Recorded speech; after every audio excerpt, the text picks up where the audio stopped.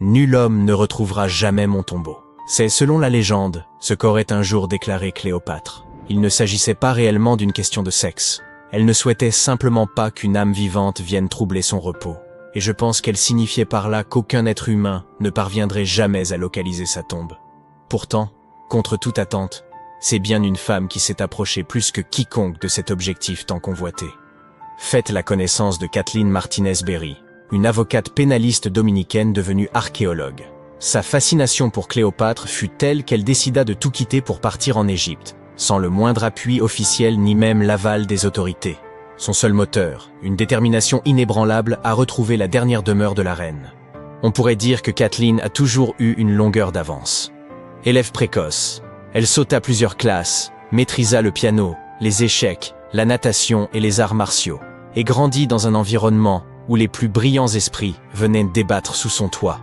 Diplômée en droit à 19 ans, elle nourrissait depuis longtemps une passion pour l'archéologie, bien qu'elle n'ait jamais mis les pieds en Égypte, ni participé à une seule fouille.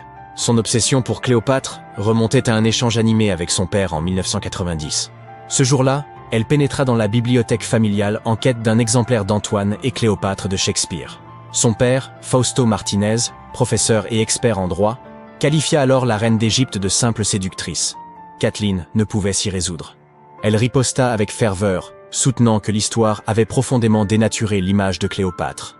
Selon elle, les Romains s'étaient appliqués à détruire sa réputation, et pendant des siècles, on s'était contenté d'adhérer à leurs récits. La discussion s'éternisa des heures durant, jusqu'à ce que son père concède qu'il avait peut-être jugé la souveraine trop hâtivement. Cette conversation marqua un tournant décisif. Dès lors, Kathleen se plongea dans l'étude des textes antiques, accordant une attention particulière aux récits de Plutarque sur Cléopâtre et Marc-Antoine. Plus elle approfondissait ses recherches, plus elle se persuadait que la reine d'Égypte n'était pas qu'une souveraine éprise d'un tyran au destin tragique, mais une stratège de génie, engagée dans une lutte politique visant pour préserver l'indépendance de son royaume. Et plus elle lisait, plus une question s'imposait à elle. Et si l'on avait toujours cherché le tombeau de Cléopâtre au mauvais endroit, cette idée ne la quitta plus. Alors qu'elle veillait sur son deuxième enfant, elle obtint une maîtrise en archéologie, une capacité à jongler avec les responsabilités qui témoignent de sa détermination. Cette quête raviva l'obsession qui allait désormais guider sa vie, percer le mystère du tombeau de Cléopâtre. Si la majorité des spécialistes estiment que la reine repose sous l'Alexandrie moderne, en compagnie de 13 autres souverains ptolémaïques, Martinez défend une hypothèse radicalement différente. Elle est convaincue que Cléopâtre a été inhumée à Taposiris Magna, un temple ancien dédié à Osiris, dieu de l'au-delà. Mais pour confirmer cette intuition, il lui fallait encore mettre la main sur un cartouche remontant à sa fondation.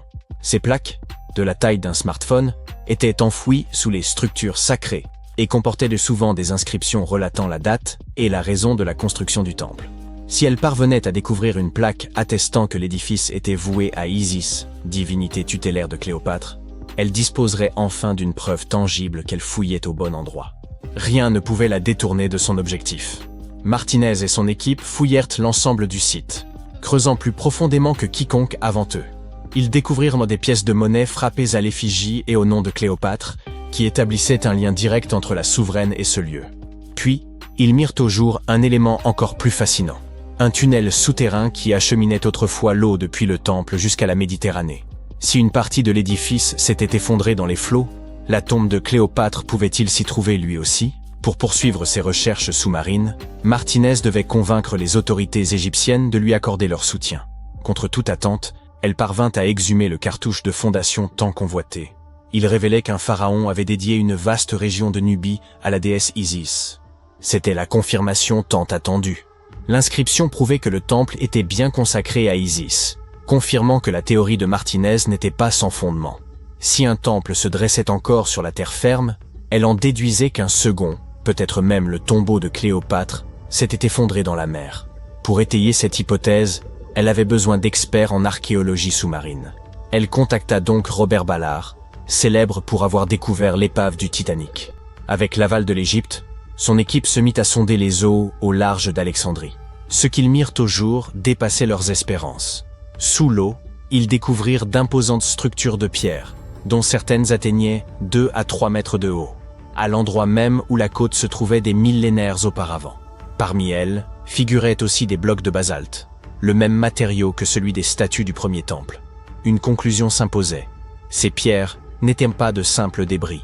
Il s'agissait des vestiges d'une cité engloutie, ensevelie sous les flots depuis des siècles. Désormais, il ne reste plus qu'à attendre pour savoir si Martinez et son équipe parviendront à percer l'un des plus grands mystères de l'Antiquité, laissé par l'exceptionnel Cléopâtre. Revenons un peu en arrière. À la mort de son père, Ptolémée le XIIe, le trône égyptien revint officiellement à la fois à Ptolémée XIIIe et à Cléopâtre, du moins en apparence. Alors âgée de 18 ans, Cléopâtre aurait épousé son frère de 10 ans, une pratique courante parmi les dynasties de l'époque. Bien qu'aucune preuve formelle ne permette de l'affirmer avec certitude. Mais l'union ne dura pas. Très vite, le jeune Ptolémée décida qu'il voulait régner seul et chercha à évincer Cléopâtre. Contrainte de fuir l'Égypte, elle ne se contenta pas d'attendre son heure dans l'ombre. Déterminée à reprendre ce qui lui revenait de droit, elle leva une armée. À seulement 21 ans, elle se trouvait déjà dans le désert du Sinaï, à la tête de ses troupes, élaborant son retour triomphal au pouvoir. À cette époque, Cléopâtre entretenait déjà une alliance aussi stratégique que personnelle avec Jules César. En juin 47 avant Jésus-Christ, elle donna naissance à un fils, Ptolémée César, plus connu sous le nom de Césarion, que beaucoup considèrent comme l'enfant de César. Mais cela ne l'empêcha nullement de respecter les traditions royales égyptiennes. C'est ainsi qu'apparut dans sa vie un second époux, son autre frère, Ptolémée XIVe. Oui, malgré sa liaison avec César, Cléopâtre contracta une nouvelle union au sein de sa propre famille, car dans son univers, préserver le pouvoir dynastique était une priorité absolue. Toutefois, son mariage ne changea rien à la solidité de son lien avec César. Cléopâtre se rendit même à Rome aux côtés de Ptolémée XIVe pour une visite d'État. Mais au lieu de loger au palais officiel, elle s'installa dans la villa privée de César, sur les rives du Tibre. Cependant, en 44 avant Jésus-Christ, aux ides de Mars, l'assassinat de César bouleversa l'équilibre politique et mit en péril la position de Cléopâtre. Comme si cela ne suffisait pas, peu de temps après, Ptolémée XIVe trouva la mort. Certains soupçonnent même que Cléopâtre ait orchestré sa disparition, la laissant seule maîtresse de l'Égypte. Pendant ce temps, à Rome, Marc-Antoine consolidait son ascension, se rêvant l'héritier politique de César. Curieux d'évaluer la souveraine d'Égypte, il la convoqua. Cléopâtre ne manqua pas l'occasion de marquer les esprits. Elle fit son entrée sur une somptueuse barge, paraît-elle une déesse. Dès qu'il la vit, Antoine en fut immédiatement épris, à tel point qu'il abandonna son épouse restée à Rome pour suivre Cléopâtre à Alexandrie, où leur relation prit la forme d'une idylle à part entière. Ensemble, ils eurent 3 enfants, et s'engagèrent dans un conflit majeur contre Octave, fils adoptif de César, dans une lutte acharnée pour le contrôle de l'Empire romain. La dernière apparition de Cléopâtre eut lieu dans son mausolée, paré de tout le faste royal. Un diadème ornant son front, étendu sur ce que Plutarque décrivit comme un lit d'or. Après leur défaite à Actium, les troupes d'Octave marchèrent sur Alexandrie. Consciente que la fin approchait, la reine se retrancha dans son mausolée, entourée d'or, d'argent, de perles et d'œuvres d'art. Plutôt que de voir ses trésors tomber aux mains des Romains, elle menaça de les réduire en cendres. Antoine, refusant de son côté de tomber vivant entre les mains des Romains, se frappa de son propre glaive. Toutefois, avant d'expirer, il fut transporté auprès de Cléopâtre. Elle le serra contre elle tandis qu'il rendait son dernier souffle. Un peu plus d'1 semaine plus tard, Cléopâtre prit sa décision. Plutôt que de souffrir l'humiliation d'être paradée comme prisonnière d'Octave, elle mit fin à ses jours. Selon la légende, elle succomba à la morsure d'un aspic, bien que les sources historiques restent floues sur ce point. Elle n'avait alors que 39 ans, une existence qui, somme toute, fut assez bien remplie.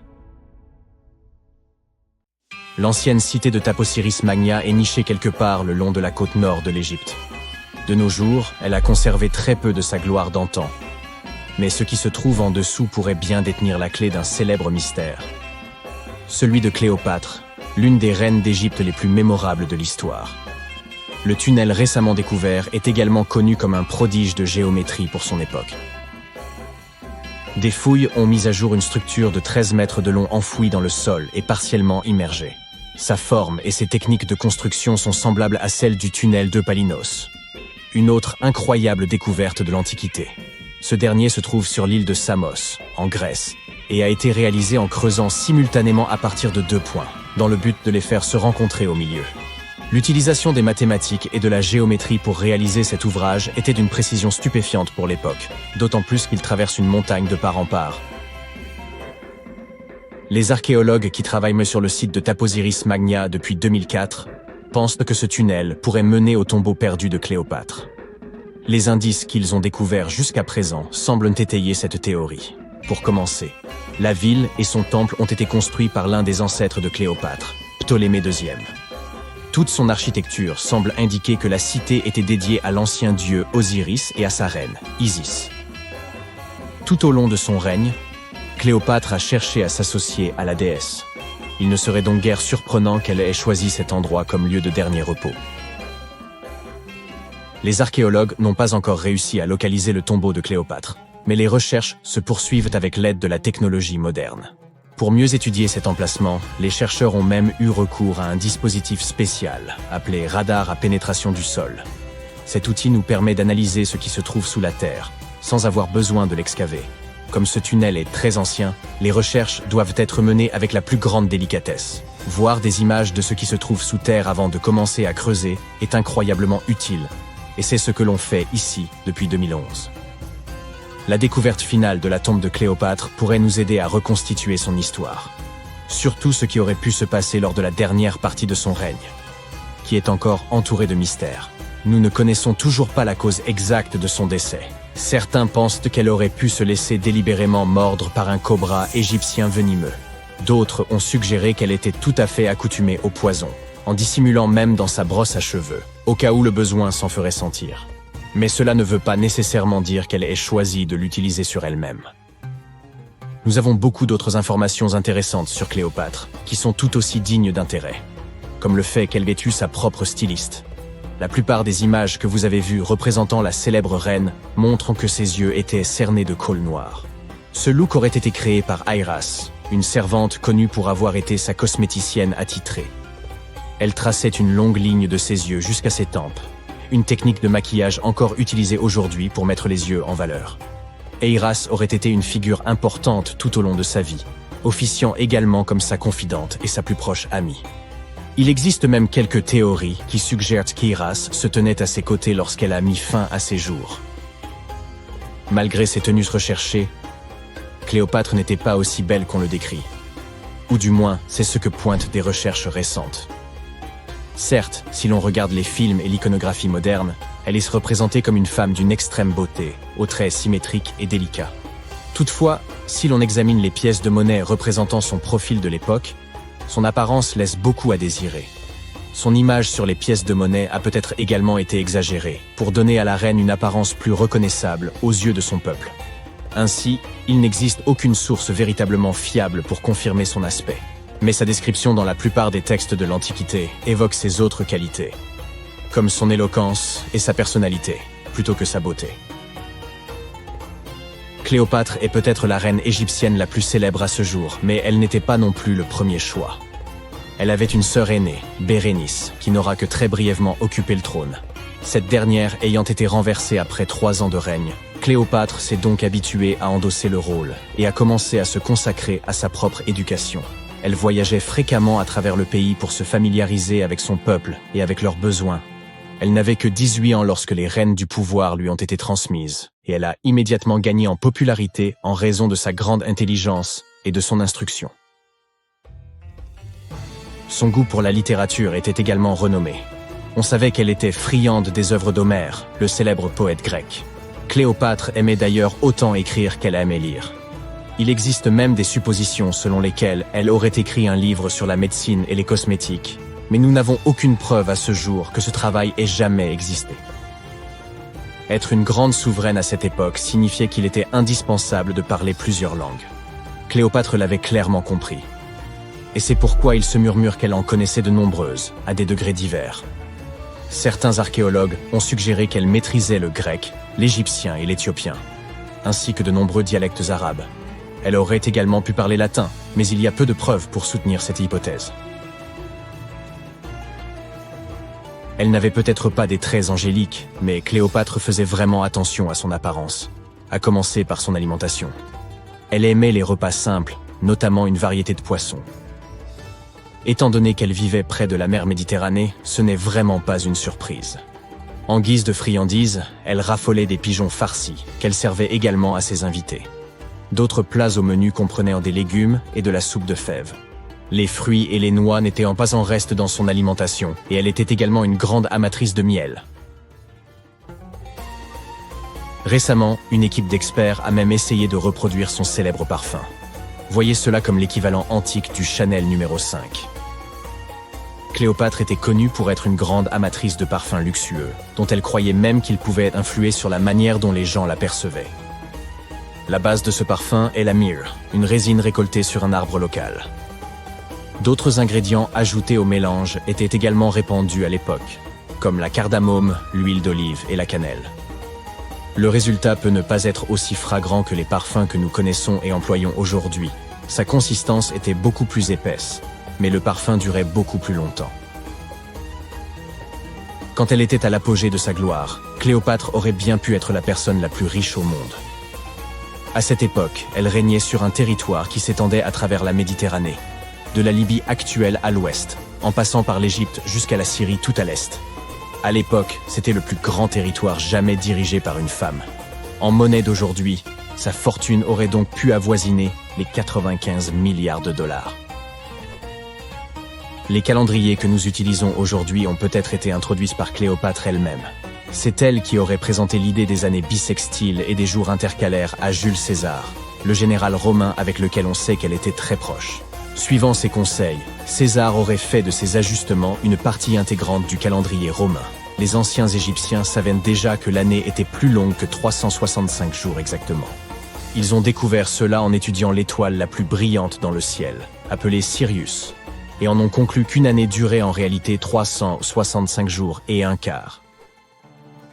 C'est Elizabeth Taylor qui a fameusement introduit Cléopâtre dans l'imagerie populaire, lorsqu'elle l'a interprétée dans le film du même nom en 1963. À ce moment, il s'agissait du film le plus coûteux jamais produit.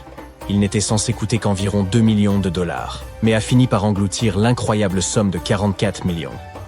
C'était principalement dû à des problèmes de scénario et de production. Pour réaliser ce film emblématique, les producteurs ont dû créer 79 décors de toutes pièces, ainsi que plus de 2006 000 costumes pour le reste du casting. Rien que les costumes de Cléopâtre d'Elizabeth Taylor ont coûté environ 2000 dollars. Heureusement pour les producteurs, le film a fait les gros titres et a été très bien accueilli par la critique, ce qui en fait un succès au box-office. Certains associent Cléopâtre à un autre célèbre souverain d'Égypte, le pharaon Toutankhamon. C'est une erreur. Car hormis le fait qu'ils aient en tous deux été des pharaons égyptiens, ils n'ont rien d'autre en commun. Pour commencer, Toutankhamon a vécu environ 1300 ans avant Cléopâtre. Et ils ne partageaient même pas la même ascendance. Cléopâtre avait des racines grecques macédoniennes, tandis que Toutankhamon était un Égyptien du pur souche. Des étendues infinies de sable doré, des chaînes montagneuses dépourvues du moindre arbre, et un soleil de plomb au-dessus de votre tête. Et puis, contre toute attente dans ce décor désertique, surgit un petit groupe d'individus surexcités. Leur euphorie est comparable à celle que vous ressentiriez en gagnant à la loterie. Ils viennent tout juste de mettre au jour une tombe ancienne, jadis submergée, aux parois gravement endommagées. Pourtant, ce qu'ils y ont découvert atteste qu'il s'agit bel et bien du tombeau d'un des pharaons les plus énigmatiques de l'Égypte ancienne. Les archéologues le recherchaient depuis des décennies, sans jamais soupçonner qu'il renfermait de si précieux vestiges. Avançons dans le temps.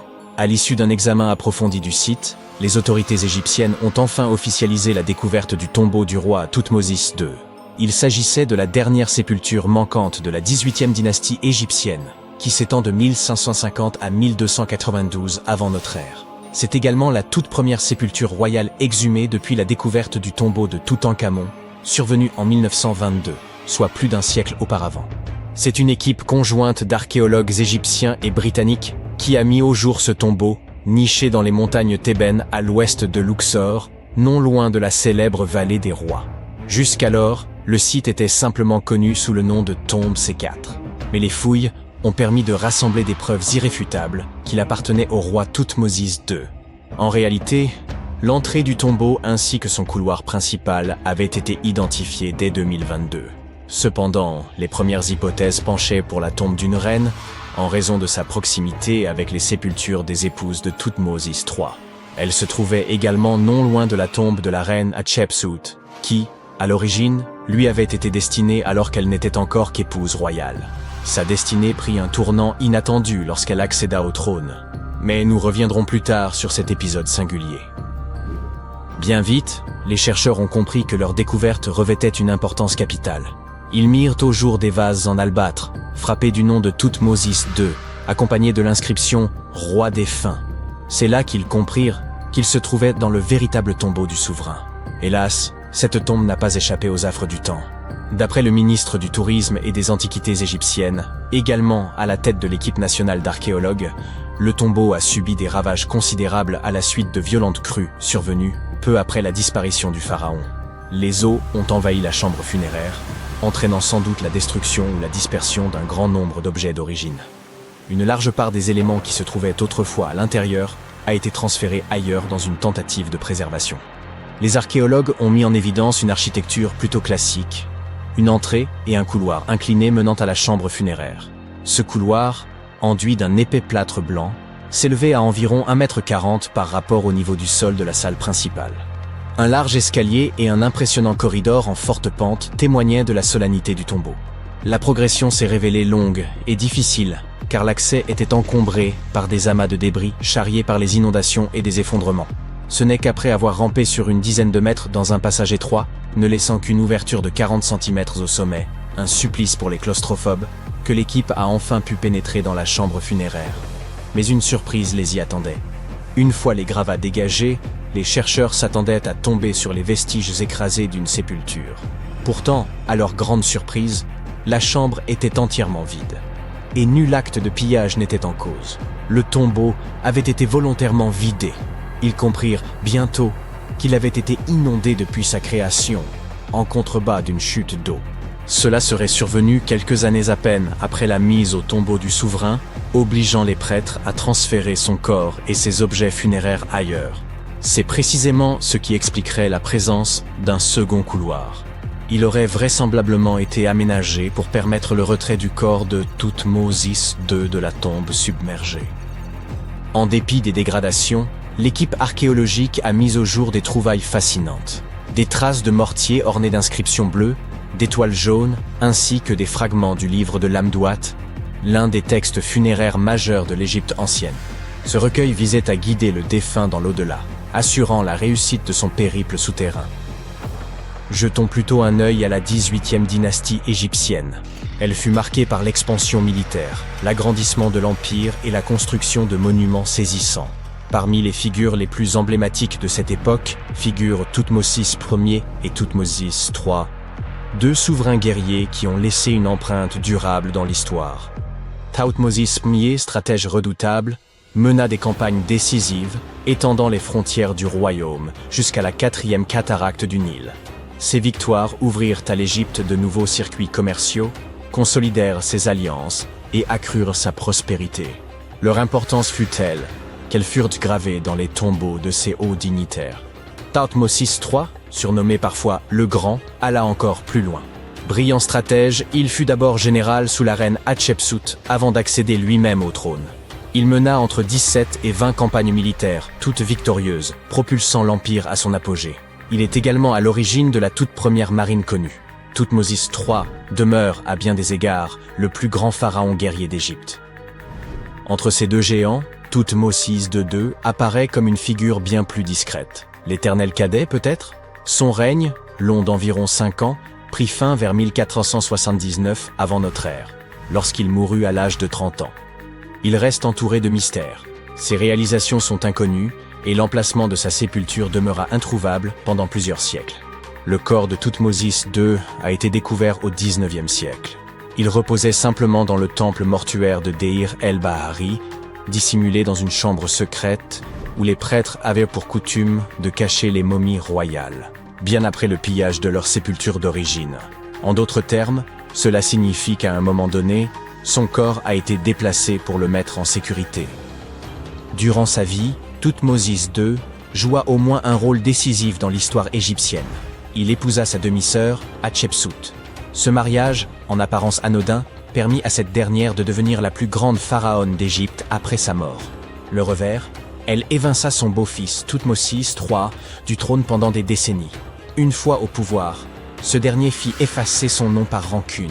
Et pourtant, Hatshepsut figure parmi les plus grands souverains de toute l'Égypte, hommes et femmes confondus. Elle enrichit considérablement le royaume, tant sur le plan économique qu'artistique.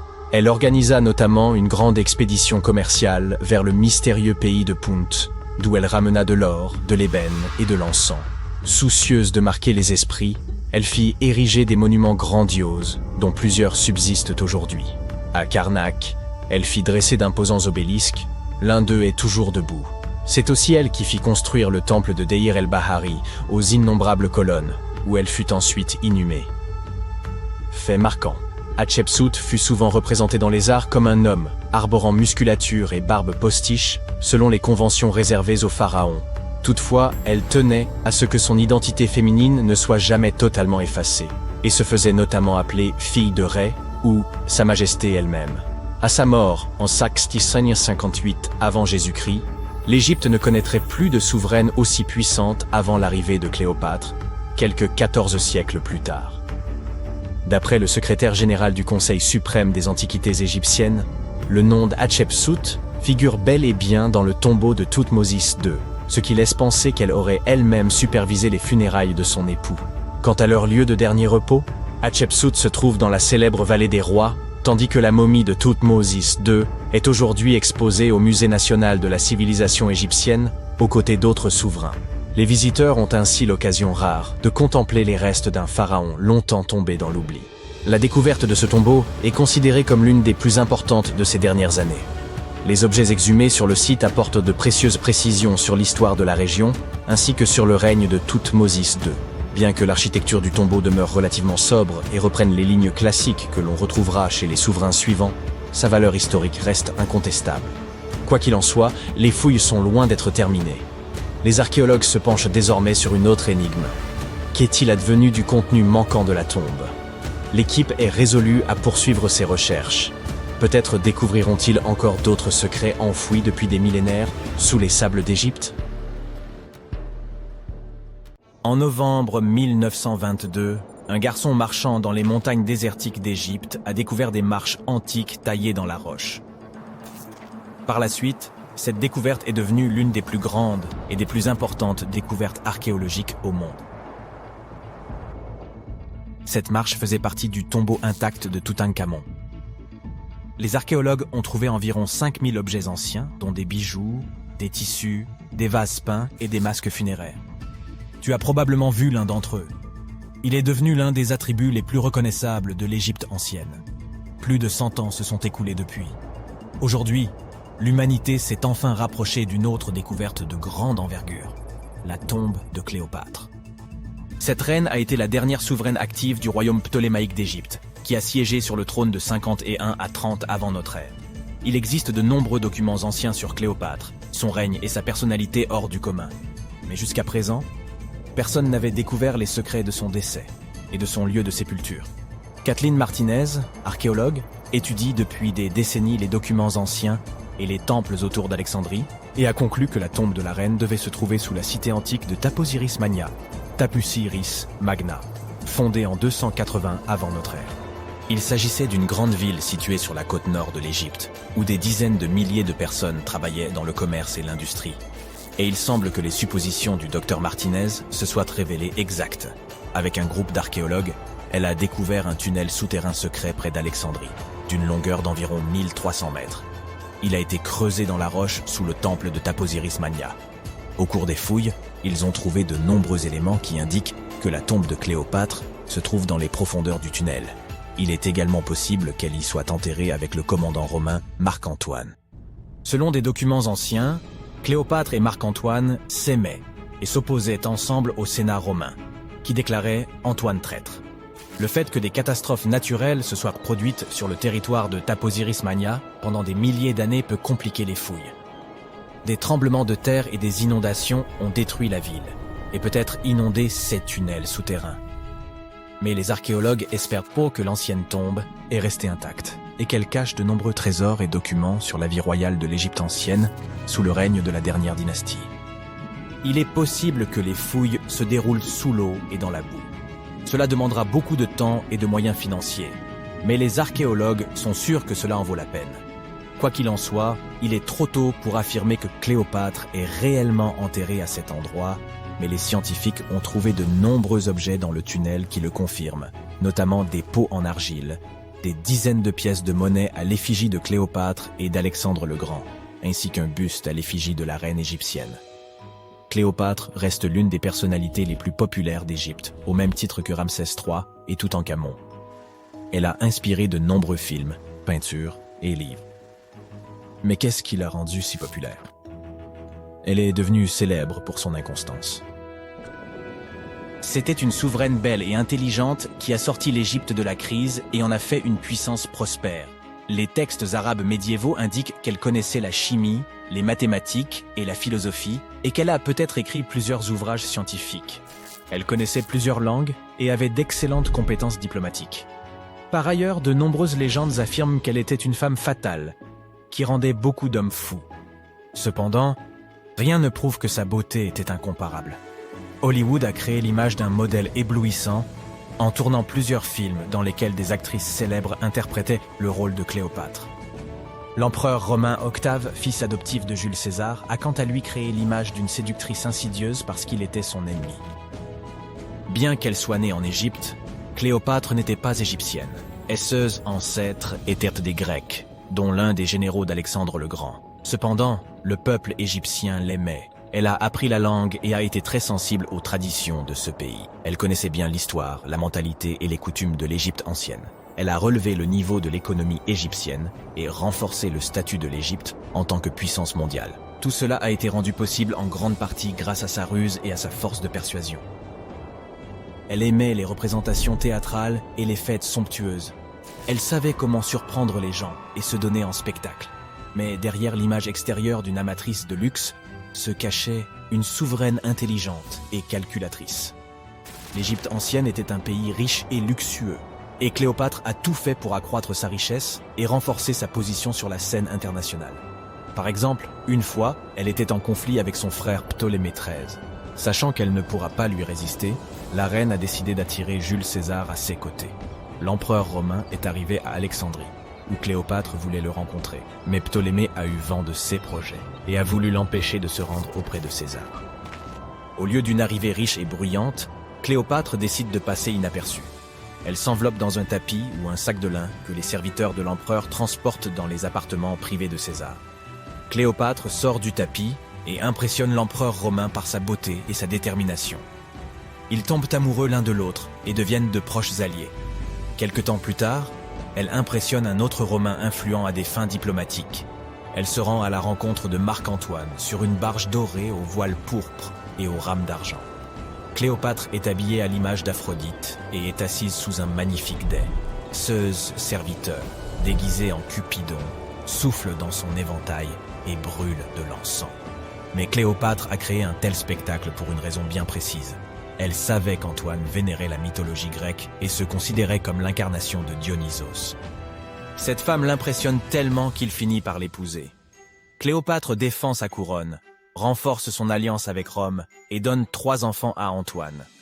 En Égypte, ils organisent de grandes fêtes et jouissent de la richesse et du pouvoir. Cependant, la relation d'un haut fonctionnaire avec la reine égyptienne provoque un scandale à Rome. Comme Octave est le principal adversaire d'Antoine dans la lutte pour le pouvoir, il exploite la situation pour ternir la réputation de son concurrent. Il utilise la propagande pour faire de Cléopâtre une séductrice insidieuse aux yeux des citoyens romains. Il accuse Antoine d'avoir succombé à ses charmes. Le Sénat romain soutient Octave et déclare Cléopâtre ennemie. En 33 avant notre ère, ce conflit atteint son apogée lorsque la marine d'Antoine affronte la flotte d'Octave. Ce dernier l'emporte et oblige son ennemi à fuir en Égypte avec Cléopâtre. Selon certaines sources, il se serait réfugié près d'Alexandrie. Poursuivi par les Romains, il se cache dans l'un des palais de Cléopâtre et trouva la mort. Certaines légendes racontent que Cléopâtre était experte en poison. Elle aurait provoqué la morsure d'un serpent venimeux, une vipère ou un cobra égyptien. Selon une autre légende, Elle se serait piquée avec une aiguille empoisonnée. Une théorie veut que Cléopâtre ait toujours transporté une ampoule de poison dans sa brosse à cheveux. Lorsqu'elle était coincée, elle imbibait l'aiguille de ce poison et se piquait. Rien de tout cela n'est certain. Les scientifiques tentent toujours de découvrir la vérité. Peut-être que lorsqu'ils atteindront la tombe de Cléopâtre, le monde obtiendra plus de réponses sur son destin tragique. Elle est considérée comme la dernière souveraine d'Égypte. Après sa mort, Octave pille ses palais et ses temples et retourne à Rome, où il devient le principal empereur. Il gouverne le pays avec succès et en élargit les frontières. Son règne s'est achevé à l'âge de 75 ans. L'histoire du monde aurait été différente si Cléopâtre et Marc-Antoine n'avaient pas perdu cette bataille navale. À propos, saviez-vous qu'il s'est écoulé plus de temps entre le règne de Cléopâtre et le volume de Neil Armstrong sur la Lune qu'entre le règne de la reine égyptienne et la construction de la grande pyramide de Gizeh?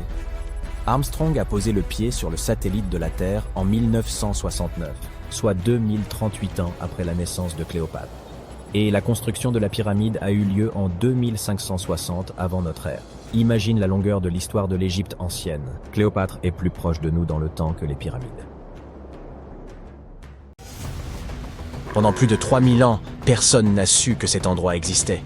Et puis, tout d'un coup, des archéologues qui faisaient des fouilles près d'Alexandrie ont découvert quelque chose de vraiment surprenant. Une ville égyptienne oubliée. Ce lieu est enseveli sous des ruines grecques et cache des secrets qui pourraient réécrire l'histoire des pharaons et de leurs armées. L'un des artefacts retrouvés, qui ressemble à une simple cruche à vin, a déjà tout bouleversé. Nous pensions tout connaître de ce qui avait de l'importance sur la carte de l'Égypte ancienne. Pyramides, Thèbes, Luxor, Alexandrie. Mais non, cette carte vient d'être mise à jour. Cette nouvelle ville était un lieu majeur et date d'il y a environ 3400 ans. On vient de la découvrir sur un site appelé Kom El Nugus. Cet endroit est situé à l'ouest d'Alexandrie et se trouve entre la Méditerranée et un lac d'eau salée qui porte le nom de lac Mariout. Cette découverte a fait se foncer quelques sourcils. Les scientifiques pensaient que cet endroit était autrefois vide et qu'il n'avait été habité que par les Grecs vers 332 avant notre ère. Mais il s'avère que des gens vivaient à Kom El Nugus bien avant cela. Alors que les archéologues fouillaient ces ruines grecques, ils ont remarqué quelque chose d'inattendu. Des murs en briques crues. Oui, vous savez, comme pour les pyramides, le genre de choses que les Égyptiens construisaient à l'époque du Nouvel Empire. Ces briques de terre crues sont faites de boue, d'argile, de sable et de paille. Ces ingrédients étaient mélangés avec de l'eau et séchés au soleil, pas cuits. Les Égyptiens les ont utilisés pendant des milliers d'années pour construire des maisons, des temples, des palais. Et oui, les pyramides. Bien sûr, d'autres civilisations ont également utilisé les briques de terre crue, mais celles dont se servaient les Égyptiens ont quelque chose de particulier. Ils utilisaient la paille qui poussait dans leur région, différents styles de disposition et de mortier. C'est ce qui a permis aux experts de comprendre que les Égyptiens étaient présents à Kom El Nugus. Ce seul fait a surpris la communauté scientifique. Mais ensuite, ils ont trouvé d'autres choses. Toute une rue, des structures enterrées, et même un temple construit par Ramsès le Grand lui-même. Son nom parle de lui-même. Ce gars fut l'un des pharaons les plus célèbres de toute l'histoire du royaume. Il a régné sur l'Égypte ancienne pendant 66 ans, a mené de grandes batailles, et il adorait construire toutes sortes de choses, comme ce temple. Les gens l'aimaient tellement que les pharaons suivants ont littéralement prétendu être lui et ont inscrit son nom sur leur bâtiment. C'est alors que les archéologues ont compris qu'ils n'étaient pas en train d'examiner de simples briques dans un village. C'était toute une ville enfouie. Ils se sont immédiatement mis à creuser davantage. Et il s'est avéré que tout ça avait été finement planifié. Le lieu avait été construit avec beaucoup de soin. Les rues avaient des drains pour empêcher la pluie de venir détériorer les murs en briques crues. Il y avait aussi de petites chapelles funéraires avec des inscriptions dédiées aux soldats. Cela suggère que cet endroit était peut-être une base militaire. Et cela change énormément de choses. Dans l'Égypte ancienne, quand l'armée arrivait, c'était pour une raison. Alors, de quoi s'agissait-il? Protection, conquête, contrôle de quelque chose d'important. Dans le cas de cette ville, on pense que c'est le vin, l'eau et le commerce, à la lisière du désert, qui avaient fait marcher l'armée. Le plus fou, c'est que nous ne connaissons pas encore exactement l'ampleur de ce site. L'équipe n'en a découvert qu'une partie jusqu'à présent. Il pourrait y avoir des fortifications, des entrepôts, des bâtiments administratifs et plus de structures religieuses et royales sous toute cette terre. Nous ne savons pas non plus comment cette ville s'appelait dans les temps anciens. Son nom est encore enterré, mais on pourrait le découvrir un jour, peut-être à l'intérieur d'un mur, peut-être sur un parchemin, peut-être sur une autre cruche cassée. L'un de ces pichets s'est déjà avéré être une merveille fascinante. Un morceau de peau en céramique, appelé amphore, portait un sceau royal pressé dessus, et ce sceau portait le nom de Méritaton. La princesse Méritaton n'était pas n'importe qui. Elle était la fille aînée de la reine Néfertiti et une des sœurs aînées du roi Toutankhamon. Oui, c'est exact, Néfertiti et Toutankhamon ont bien leur place dans cette histoire. Tout cela s'est déroulé environ un siècle avant que Ramsès le Grand ne construise l'un de ses temples ici. Il semble que la ville ait été fondée à l'époque d'un autre pharaon, le pharaon Akhenaton, époux de la reine Néfertiti, père de la princesse Méritaton et du futur roi Toutankhamon. Ce gars, Akhenaton, était un peu imprévisible. C'était le genre de personne qui devient vraiment bizarre quand il s'agit de ses lubies. Il essaya de changer complètement la religion de l'Égypte, forçant tout le monde à adorer le disque solaire, Aton, au lieu des divinités habituelles.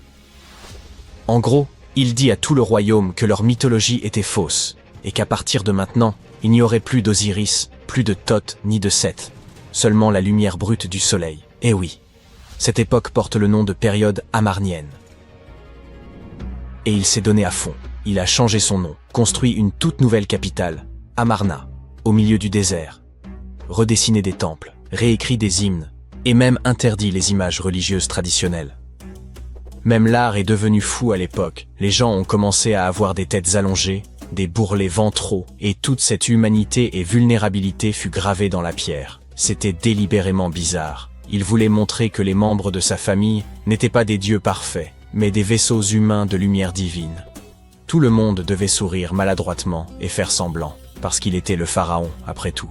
Le plus farfelu, c'est qu'après son règne, son fils Toutankhamon a inversé tout ce qui était lié au disque solaire. Il a littéralement changé son nom de Toutankhaton, ce qui signifie « image vivante de l'Aton ». Le disque solaire, en Toutankhamon, ce qui signifie « image vivante d'Amon », l'une des grandes divinités anciennes. Le roi Toutankhamon a donc ramené les anciennes divinités, rouvert les temples et effacé autant que possible l'héritage d'Akhenaton. On dirait que sa famille n'aimait pas vraiment le culte du soleil, après tout. Pendant ce temps, cette cruche de vin découverte montre que la ville était probablement active, prospère et pleine de vie, à l'époque d'Akhenaton.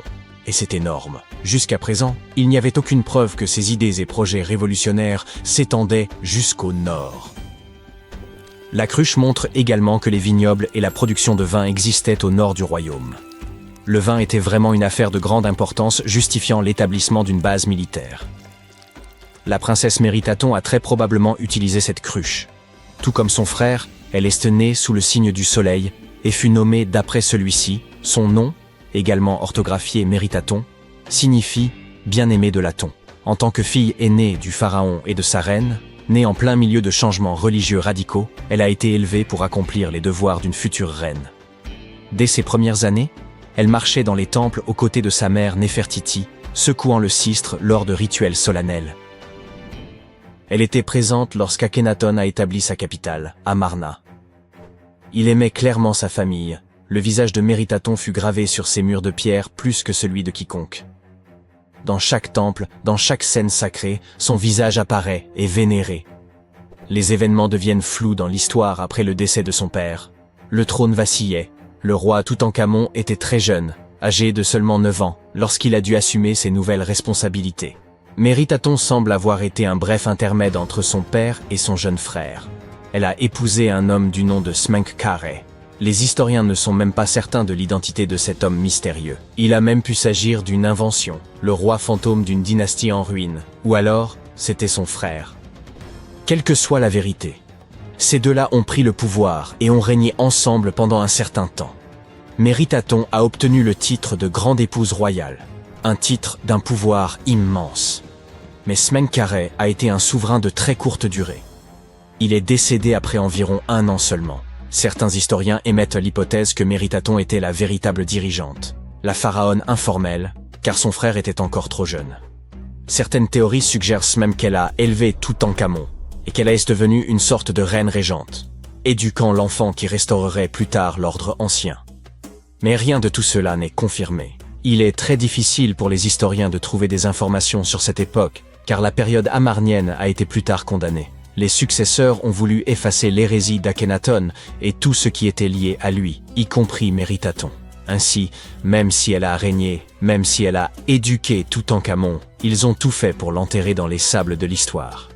Quoi qu'il en soit, peut-être que cette nouvelle ville nous en dira plus sur les mystères de la période amarnienne, l'une des périodes les plus chaotiques de l'Égypte ancienne. En 1850, l'égyptologue français Auguste Mariette se rendit sur la terre des pharaons en quête de manuscrits, mais tomba par hasard sur une tête de sphinx qui émergeait des dunes. Après avoir dégagé le sable, il comprit que ce sphinx marquait l'entrée d'une structure souterraine. Quelques mois plus tard, il pénétra finalement dans le Sérapéum de Saqqara.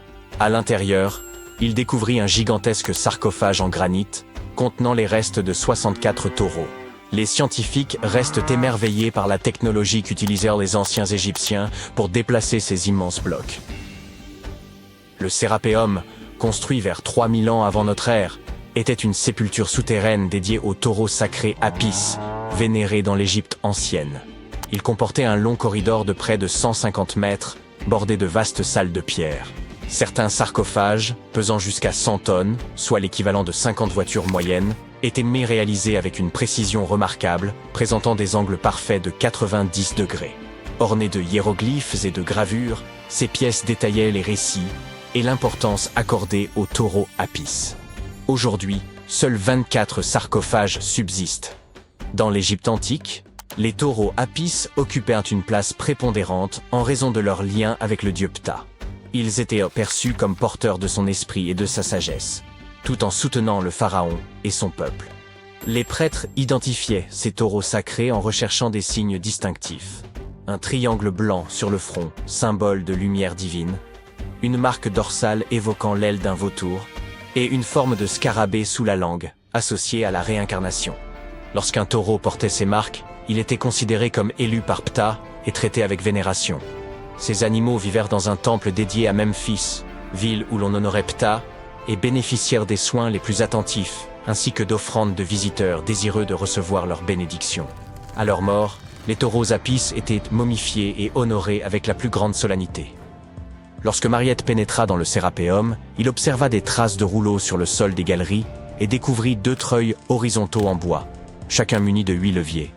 Par la suite, d'autres explorateurs signalèrent la présence de doubles rails. Les chambres funéraires étaient situées à un niveau inférieur au sol du couloir.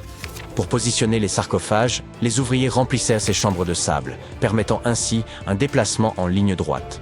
Ensuite, le sable était progressivement retiré, abaissant doucement les sarcophages dans des emplacements parfaitement taillés dans la roche.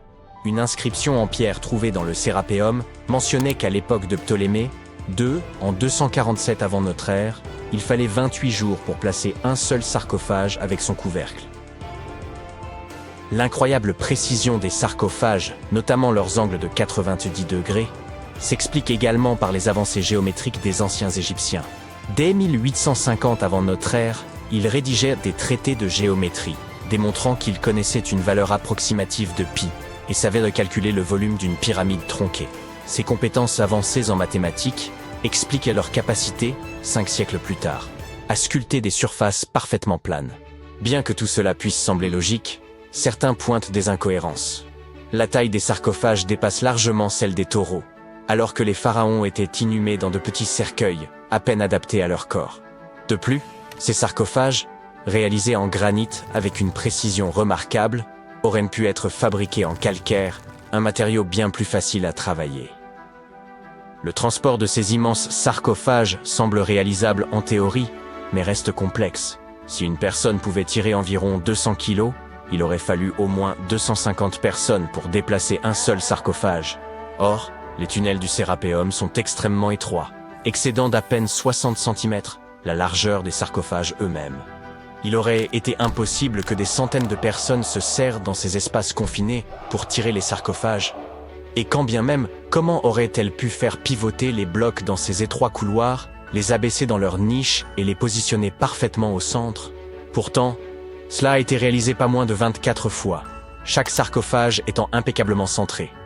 De surcroît, les chambres étaient recouvertes de poussière, sans aucune trace de suie provenant des lampes, ce qui impliquerait de travailler dans une obscurité quasi totale. La fonction véritable de ces sarcophages pourrait toutefois avoir été différente. Bien avant l'ère des pharaons, les populations locales connaissaient déjà le processus de fermentation. Ce phénomène survient lorsque des micro-organismes, comme les levures, consomment des substances comme l'amidon, produisant ainsi du gaz carbonique et de l'éthanol. Il est donc possible qu'en Égypte ancienne, des aliments tels que l'orge, le pain ou même la viande aient été placés dans ces immenses coffres de pierre, puis scellés hermétiquement à l'aide de lourds couvercles. Ces sarcophages en granit, d'une précision remarquable, étaient pratiquement hermétiques, empêchant toute fuite. Lorsque la levure commençait à agir, elle générait progressivement du gaz carbonique, augmentant la pression interne.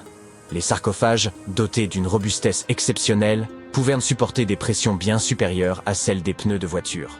Sous l'effet de cette compression, les cristaux du granit produisaient une très faible charge électrique. Ce phénomène était possible grâce à la présence de quartz dans le granit, un matériau réactif à la pression. Par ailleurs, l'ajout de viande ou de parties animales aurait pu favoriser le développement des levures. La viande contient en effet de l'acide oléique, un élément nécessaire pour que les levures continuent de croître et résistent aux effets toxiques de l'éthanol qu'elles produisent.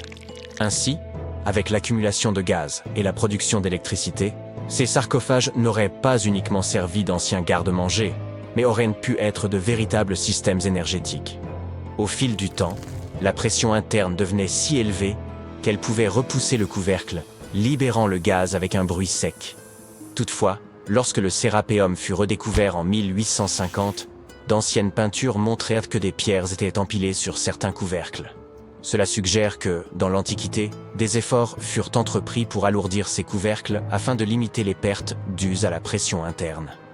Ce poids additionnel permettait également aux cristaux de quartz du granit de continuer à générer davantage d'électricité sous l'effet de la pression.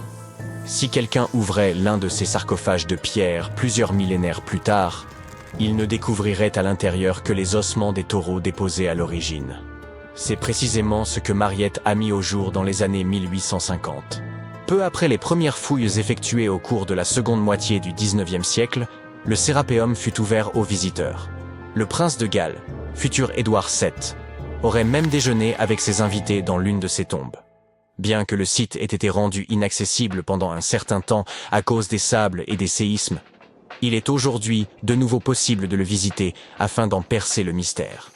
Grâce aux technologies modernes, nous pourrions bientôt résoudre de nombreuses autres énigmes historiques. Une équipe de scientifiques du musée Field d'histoire naturelle de Chicago a récemment utilisé un scanner spécifique pour analyser des momies égyptiennes sans les déballer.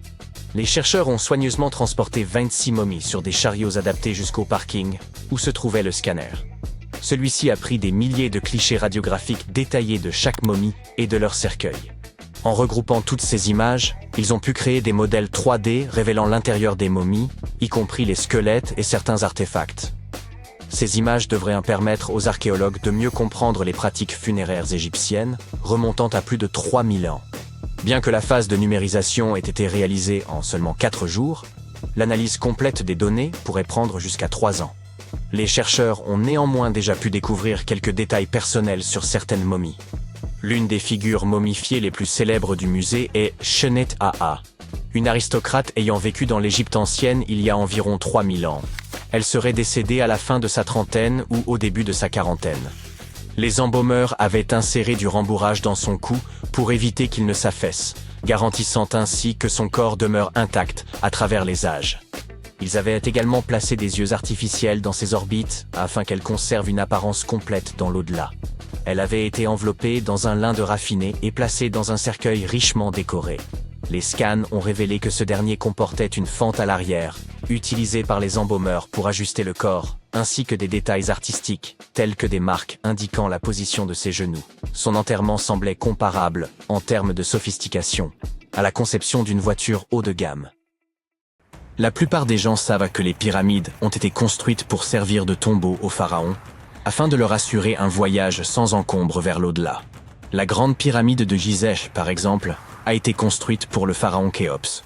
Mais ce que la plupart des gens ignorent, c'est que cette tradition de construction de pyramides a commencé ici même, avec la pyramide à degrés de Djéser, il y a environ 4700 ans.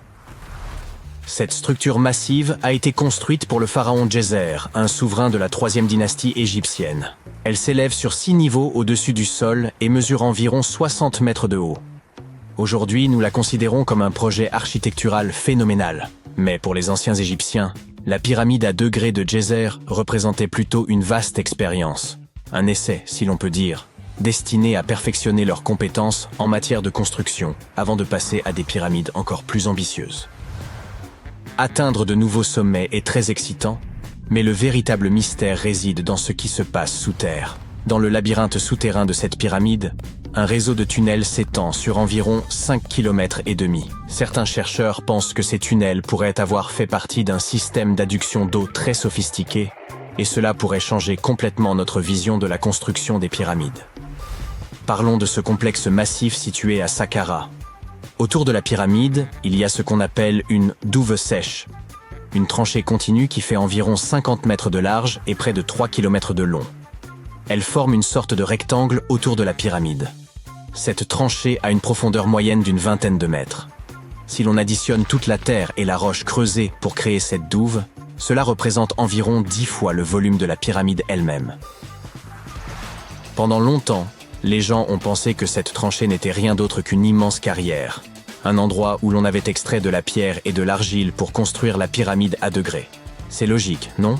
Mais en y regardant de plus près, on s'est aperçu qu'il n'en était rien. La tranchée est trop étroite et trop profonde pour avoir été exploitée, et son tracé ne correspond à rien de ce que nous savons des méthodes d'extraction de l'Égypte ancienne. De plus, certaines sections de la tranchée sont recouvertes d'un plafond rocheux, ce qui aurait rendu son utilisation comme carrière pratiquement impossible. Une théorie suggère que la douve sèche avait une signification spirituelle. Il s'agissait peut-être d'un lieu sacré, où les âmes des nobles se réunissaient pour servir le roi défunt dans l'au-delà. Des niches dans les murs évoquent bien cette fonction spirituelle. Mais la plupart des chercheurs pensent qu'elle n'a été développée que bien plus tard, longtemps après la construction du complexe. Alors, à quoi la douve servait-elle vraiment? En 2020, un chercheur a émis une idée assez intrigante. Il est possible que cette tranchée ait été conçue pour recueillir et canaliser l'eau, en particulier après de fortes pluies. Cela semble logique si l'on considère son emplacement. La douve se trouve dans une zone qui aurait facilement pu être inondée par les eaux de ruissellement provenant des plaines voisines.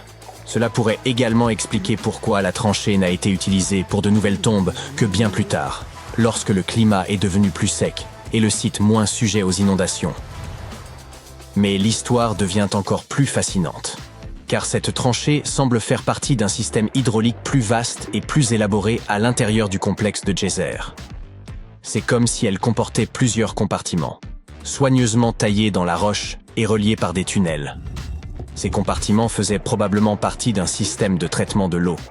L'eau s'écoulait d'un compartiment à l'autre, se purifiant au fur et à mesure qu'elle progressait. C'est ici que les choses commencent à se rattacher à la pyramide elle-même.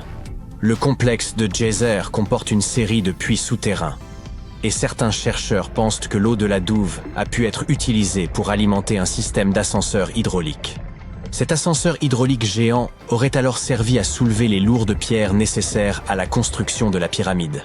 Il fonctionnait comme un volcan, mais au lieu de lave, c'est de l'eau qui soulevait les blocs de pierre.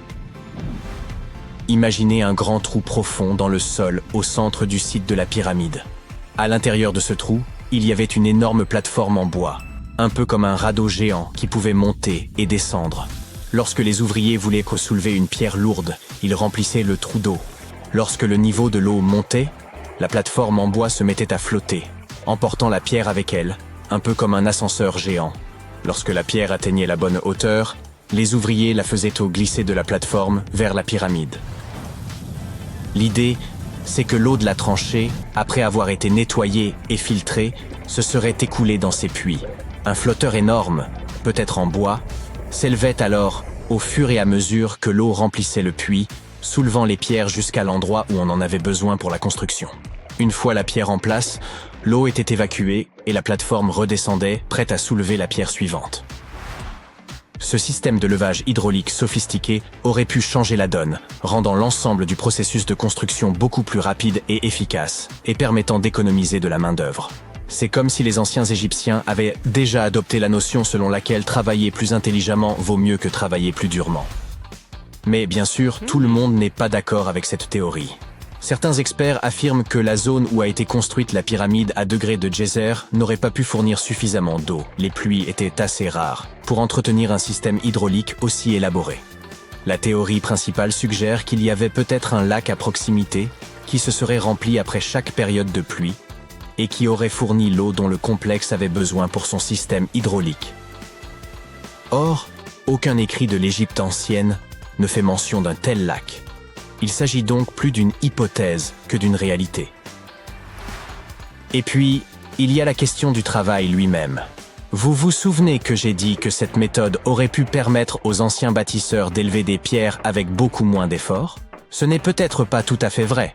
Selon certains experts, la construction de ce dispositif aurait nécessité beaucoup plus de travail que le simple déplacement des blocs de pierre nécessaires à l'édification du monument.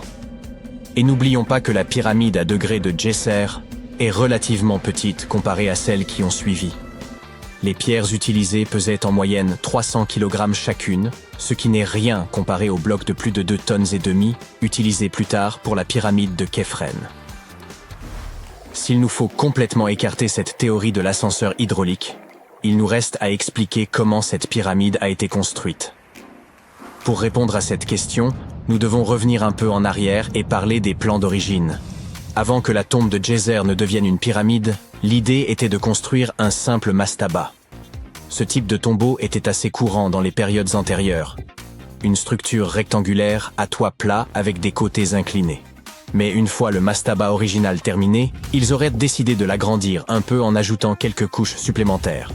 Ils auraient ensuite ajouté d'autres couches jusqu'à ce que la construction atteigne 6 niveaux distincts, chacun plus petit que le précédent. Et ils auraient probablement fait tout cela en soulevant ces lourdes pierres à l'aide de passerelles, et non d'un ascenseur hydraulique. Nous ignorons encore beaucoup de choses sur la pyramide à degré de Djéser. Des recherches supplémentaires sont certainement nécessaires pour comprendre comment ce système fonctionnait, ou s'il a même existé. Mais l'idée d'utiliser de l'eau pour construire une pyramide apporte une nouvelle dimension à notre compréhension de l'ingénierie de l'Égypte ancienne. Cela nous rappelle avec force à quel point ces bâtisseurs étaient intelligents et ingénieux, mettant à profit les ressources naturelles dont ils disposaient pour créer l'un des monuments les plus emblématiques de l'histoire. Une découverte macabre a été faite en Égypte il y a quelques années. Vous voulez en savoir plus? 16 mains humaines, soigneusement enterrées dans 4 fosses sinistres. À première vue, elles ne ressemblaient pas vraiment à des mains humaines, car elles étaient anormalement grandes. Mais c'étaient bien des mains d'hommes. Bizarrement, il n'y avait que des mains droites, aucune main gauche. Et nous avons découvert qu'un ancien rituel très sombre avait eu lieu à cet endroit. L'art et les contes de l'Égypte ancienne parlent d'une cérémonie au cours de laquelle les guerriers présentaient la main droite de leurs adversaires comme preuve de leur victoire et demandaient de l'or en échange.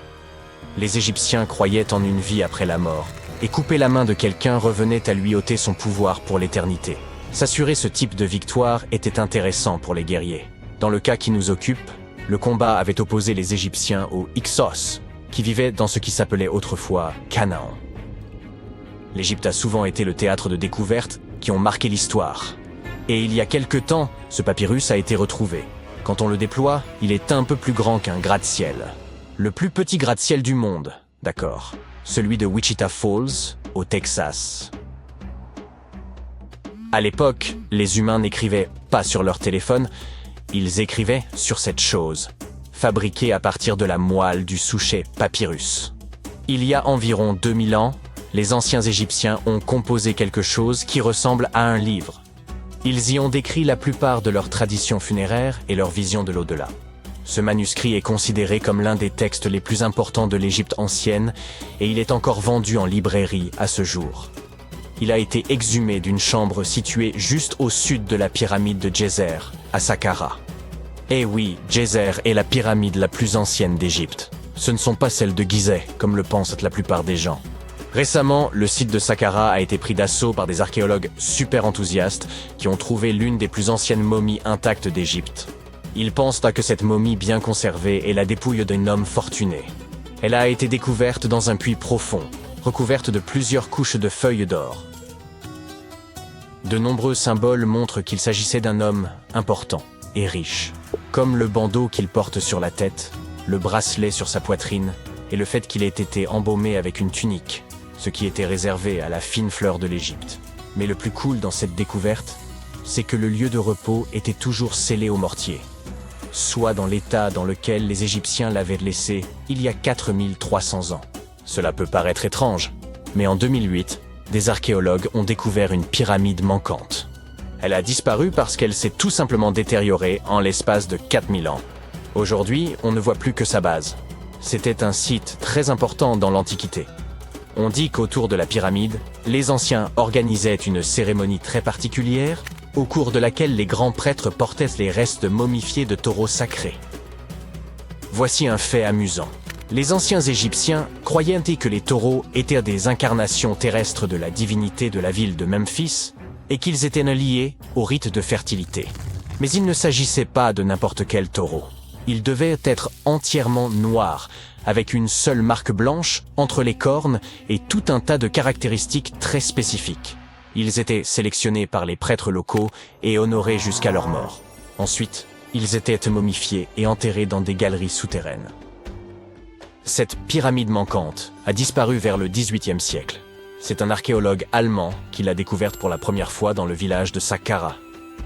Il l'a nommée la pyramide décapitée lorsqu'il l'a vue pour la première fois. Mais des années après sa découverte officielle, le sable du désert est venu la recouvrir. On a procédé à quelques fouilles, entre le 19e et le 20e siècle, mais pas de manière systématique.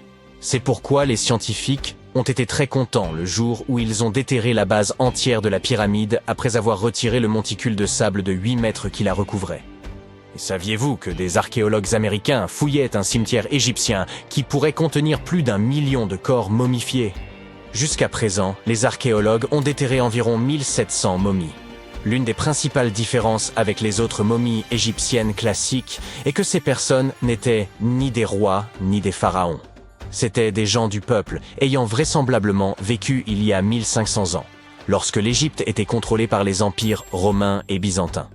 Le nom du cimetière est intéressant, la voie du buffle d'eau, au cas où vous voudriez y jeter un coup d'œil lors de votre prochain voyage. Outre les taureaux et les buffles, les Égyptiens de l'Antiquité aimaient aussi les babouins. Y a-t-il une logique dans tout ça? Au début du XXe siècle, des archéologues ont découvert un site rempli de babouins momifiés dans un endroit appelé la vallée des singes. Un animal n'aurait pas été momifié s'il n'était pas considéré comme important. Certains animaux étaient plus importants que d'autres, car ils étaient liés à des divinités spécifiques. Les chacals étaient liés à Anubis, l'ancien dieu de l'au-delà. Quant aux chats, ils étaient assimilés à la divinité féminine Bastet. Les babouins étaient très importants, car on pensait qu'ils étaient liés à Thoth, la divinité de la sagesse et conseiller de Ra, l'une des divinités suprêmes de l'Égypte. Les archéologues ont découvert que ces babouins n'étaient pas très heureux. Ils pensent qu'on les gardait à l'intérieur et qu'ils furent privés de la lumière du soleil pendant la majeure partie de leur vie. Ils souffraient d'une grave carence en vitamine D et étaient mal nourris. Peut-être que Thoth s'est mis en colère contre les gardiens de ces babouins, simple supposition. Les archéologues ne s'ennuient jamais en Égypte. Ils ont également trouvé des momies humaines avec des langues en or. Les Égyptiens étaient très attachés à la vie après la mort, et ils pensaient qu'avoir une langue en or pouvait aider une personne à parler une fois passée de l'autre côté. Un peu difficile sans doute, mais pourquoi pas. Certaines de ces momies furent placées dans des cercueils en bois avec des objets tels que des colliers, des poteries, des objets en or en forme de fleurs de lotus et de scarabées, et des iPhones. Je plaisante. Un nouveau temple a également été exhumé récemment en Égypte. Les scientifiques pensent qu'il était consacré à Zeus Cassios. Cette divinité serait un croisement entre Zeus, la toute-puissante divinité grecque, et le mont El-Kas. En fouillant la péninsule du Sinaï, en Égypte, les archéologues sont tombés sur 2 colonnes de granit rose qui sortaient du sol. Et bingo! Ils pensent que ces colonnes représentaient la porte d'entrée du temple et qu'elles se sont effondrées lors d'un tremblement de terre il y a de nombreuses années. Et puisqu'on parle de divinité, certaines sont moins sérieuses que d'autres. Récemment, des scientifiques ont déterré un anneau d'or dans une ville située au sud du Caire. Non, Frodon, il n'est pas magique. Il s'agit d'un anneau en or, tout ce qu'il y a de plus normal. sauf qu'il est orné de la figure de la divinité de l'amusement, qu'on appelle Bès. Cette divinité est souvent décrite dans les textes sacrés comme un joyeux nain joufflu. Aujourd'hui, nombreux sont les tatouages dépourvus de signification et réalisés à des fins purement esthétiques. Dans l'Égypte ancienne, cependant, les femmes se faisaient tatouer afin d'être protégées au moment d'accoucher. C'est du moins ce que pensent les scientifiques. Dans la région du Nil, des chercheurs ont trouvé des momies dont les tatouages étaient bien conservés, ce qui est tout rare, car la peau se détériore très facilement. 2 de ces femmes s'étaient fait tatouer le bas du dos, et les dessins étaient simples. Il y avait surtout des images, dont celle du nain joufflu dont nous venons de parler, Bès.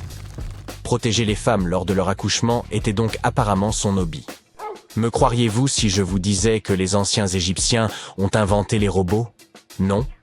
En effet, ce n'est pas tout à fait vrai. Bien sûr, c'étaient des astronomes, des mathématiciens et des ingénieurs. Mais ils sont également les auteurs d'une invention farfelue, une divinité automatisée que les scientifiques appellent Hathor. Cette statue en bois se trouvait depuis des années au Metropolitan Museum of Art, jusqu'à ce que quelqu'un remarque qu'elle avait un secret. À l'aide d'un scanner à rayon X, les spécialistes ont découvert un système mécanique à l'intérieur de la statue. L'axe en forme de poulie va de l'épaule de la statue à sa jambe gauche. Lorsque le système tourne, la statue lève et abaisse sa main, comme pour dire bonjour. Si une question continue de dérouter les archéologues de nos jours, c'est bien celle-ci. Comment les anciens Égyptiens ont-ils édifié ces pyramides monumentales? D'après ce que nous savons à ce jour, leurs moyens semblaient plutôt limités, notamment en ce qui concerne les outils et les matériaux nécessaires à la construction. Bien que nous ne disposions toujours pas d'une réponse pleinement convaincante, certaines théories fascinantes méritent d'être examinées. Parmi ces hypothèses, l'une des plus crédibles évoque une méthode ingénieuse employée par les Égyptiens. Imaginez un instant, ils auraient ainsi bâti une rampe inclinée et sinueuse, composée de briques, de terre et de sable, entourant progressivement la pyramide en construction. Au fur et à mesure que l'édifice gagnait en hauteur, ils auraient simplement ajusté la taille et l'étendue de cette structure. Une méthode ingénieuse qui rappelle un jeu de Jenga antique. Mais alors, comment parvenaient-ils à hisser ces blocs de pierre colossaux jusqu'au sommet? Selon Hérodote, l'éminent historien grec de l'Antiquité, ils auraient eu recours à des traîneaux, des rouleaux et des leviers, transformant ainsi le chantier en une gigantesque épreuve de force collective. Toujours d'après ces récits, il aurait fallu pas moins de 20 années pour achever la pyramide de Khéops, ce chef-d'œuvre emblématique. Hérodote ne s'arrête pas là. Il avance un chiffre stupéfiant, affirmant que 100 000 hommes auraient participé à cet incroyable projet. A-t-on engagé l'ensemble de la population égyptienne? Probablement pas. Mais il est plausible que la majorité de ces ouvriers ayant été des paysans mobilisés durant la période de crue du Nil, lorsque les travaux agricoles étaient suspendus. Une organisation ingénieuse adaptée au cycle naturel du fleuve. Les archéologues contemporains ont toutefois apporté des nuances à cette vision. Vers la fin du XXe siècle, des découvertes ont révélé que la main-d'œuvre pourrait avoir été bien moins nombreuse et davantage spécialisée.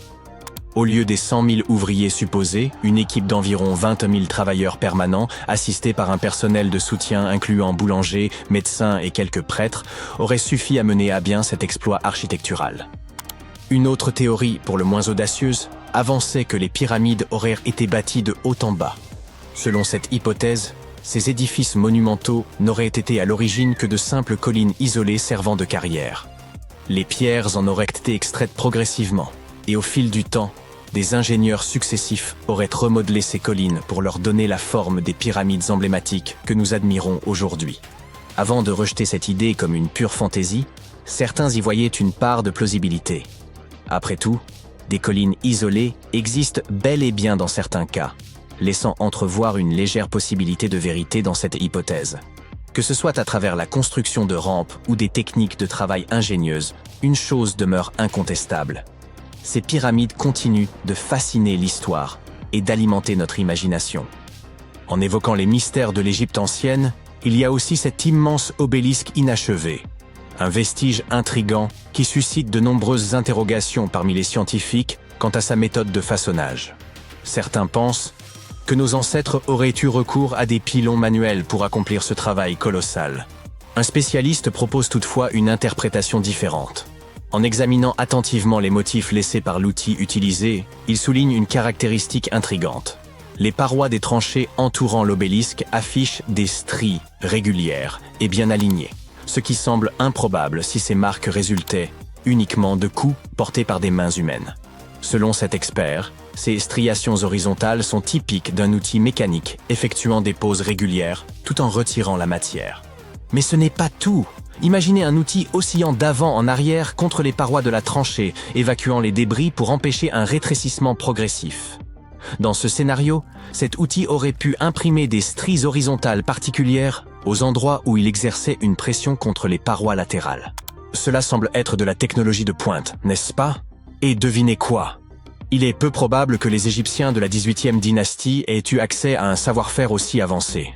Un autre égyptologue renommé, lors de ses explorations, a également découvert plusieurs perceuses à carottes. Bien que les véritables mèches de forage en soient absentes, sa collection renferme des vestiges curieux de carottes en calcaire, en albâtre et même en granit. Les Égyptiens ne se contentaient cependant pas de ces constructions impressionnantes. En réalité, ils furent les génies à l'origine du miroir portatif. Oui, ce petit miroir que l'on utilise quotidiennement pour inspecter notre apparence. Mais voici l'astuce. Ces miroirs étaient de véritables œuvres d'art. Ils étaient ornés d'inscriptions et de figures décoratives. Ce n'est pas tout. Les Égyptiens prenaient grand soin de leur apparence. Ils comprenaient l'importance de l'hygiène personnelle et de soigner leur image. Dans leur quête de dents éclatantes, ils ont inventé les brosses à dents et le dentifrice. Les problèmes dentaires étaient fréquents à l'époque et leur sourire n'était pas forcément d'un blanc immaculé. L'art dentaire n'était pas leur domaine de prédilection, vous comprenez? Peut-être que leurs esprits étaient plus accaparés par la construction des pyramides. Cela dit, ces anciennes recettes de dentifrice étaient loin d'être inintéressantes. L'une des concoctions les plus originales incluait du sel-gemme, de la menthe, des pétales d'iris séchés et du poivre. Quelques dentistes ont eu le courage de tester cette formule et, à leur surprise, elle s'est révélée assez efficace. De la cendre broyée était incluse dans une autre recette pour préparer une pâte nettoyante pour les dents. Mais l'absence de menthe laissait quelque peu à désirer en matière de fraîcheur. C'est alors que les Égyptiens ont eu l'idée brillante d'inventer les premiers bonbons pour la laine. Ils fabriquèrent des pastilles à base d'épices chauffées, comme la cannelle, qu'ils mêlaient à du miel. Passons maintenant à l'art de la décoration intérieure, à la mode égyptienne. Ils ont véritablement élevé l'ornementation à un tout autre niveau. Bien que la décoration du mobilier ait pris naissance en Mésopotamie, les Égyptiens l'ont sublimée. Ils ont misé sur une grande variété de couleurs et ont même créé des papiers de différents grammages. Et n'oublions pas ces petits tapis d'appoint que nous possédons tous chez nous aujourd'hui. Devinez qui en a eu l'idée? Eh bien, les Égyptiens. Ils utilisèrent la plante de papyrus, extrêmement versatile, pour tisser ces tapis douillets. Et en parlant de tendance, les Égyptiens étaient de grands amateurs de bibelots. Ils possédaient toute une collection de petites figurines représentant des chats, des chiens et des personnages humanoïdes. Ces statues étaient fabriquées dans divers matériaux, allant de la boue séchée au soleil jusqu'à l'or. Tout dépendait de votre richesse. L'agriculture occupait une place de choix dans la société égyptienne, et ils comprenaient bien que l'eau propre était essentielle pour leur culture et leurs bêtes. C'est pourquoi ils ont mis au point des inventions et des techniques visant à garantir la fertilité de leurs terres et le bien-être de leurs plantes. Ils ont d'abord eu l'idée brillante d'utiliser des charrues tirées par des bœufs. Il existait deux types de charrues, lourdes et légères. La charrue lourde labourait en profondeur, creusant de grands sillons, tandis que la charrue légère suivait, aérant la terre. Mais ce n'était pas tout. Après le labourage, les Égyptiens brisaient les mottes de terre et semaient les graines. Pour bien enfoncer ces graines dans les sillons, ils faisaient traverser leur bétail sur le champ, fermant ainsi efficacement les sillons. Mais tout ce travail serait vain si les graines restaient aussi sèches que le désert. C'est là qu'intervient l'irrigation. Les Égyptiens étaient si compétents dans ce domaine que d'autres civilisations, comme les Grecs et les Romains, ont été forcés d'adopter leur méthode. Maintenant, changeons de sujet et plongeons dans l'architecture splendide de l'Égypte ancienne. Ces bâtisseurs n'étaient pas seulement des experts en agriculture, ils étaient aussi des maîtres architectes. Ils ont construit des canaux raffinés pour acheminer l'eau vers les fermes et villages, et croyez-nous, ils savaient comment embellir ces canaux. Imaginez-vous flâner le long d'un canal bordé de structures décoratives. Le pharaon Ramsès II, surnommé le Grand, était un véritable prodige en matière de construction. L'une de ses créations les plus impressionnantes se trouve à Abu Simbel. Ce temple a été conçu de façon à ce que, 2 fois par an, le soleil pénètre directement dans le bâtiment pour illuminer la statue du pharaon. Et n'oublions pas l'encorbellement. Sans cette merveille architecturale, des structures aussi impressionnantes que la pyramide de Khéops n'auraient jamais vu le jour. Les Égyptiens maîtrisaient l'art de faire tenir des édifices majestueux, grâce à leur génie en ingénierie et en construction. Ils ont érigé de vastes salles et des sanctuaires intérieurs qui ne manqueront pas de vous émerveiller. Et certains de leurs temples servaient également d'observatoires astronomiques. Sécante, cosinus, tangente, sinus, 3,14159. C'était le cri de ralliement du club de trigonométrie à l'époque. Pour tous les autres élèves du cours de mathématiques, des termes tels que sinus, tangente et pi étaient tout simplement déconcertants. Qui les a inventés et pourquoi? Leur seul but était-il de rendre les choses plus difficiles pour les élèves? Eh bien, pas tout à fait. La trigonométrie a été inventée par les anciens Égyptiens. Ils avaient besoin de ces connaissances pour construire leurs pyramides, et ils ont fait du bon travail. La grande pyramide de Gizeh est toujours debout aujourd'hui, quelques 4500 ans après sa construction. Et personne n'a fait de réclamation. Sortons donc de cette salle de classe et partons pour un voyage dans le temps afin de percer les secrets de la précision des anciens Égyptiens. Vous voici sur le chantier de la Grande Pyramide, à une quinzaine de kilomètres du Caire en Égypte. La ville n'est pas encore là. Vous n'êtes entouré que du désert et des nombreux ouvriers. Ils transportent de gros blocs de pierre pesant chacun 2,5 tonnes. Ces blocs se trouvent sur des traîneaux de bois qui eux-mêmes reposent sur de gros cylindres. Une équipe de 8 hommes fait rouler ces blocs en avant. Cela fait tout de suite penser au rouleau d'une caisse enregistreuse de supermarché. Le principe est exactement le même, mais l'échelle est plus grande, beaucoup plus grande. Les scientifiques estiment que les Égyptiens ont utilisé 2,3 millions de blocs de ce type rien que pour la Grande Pyramide.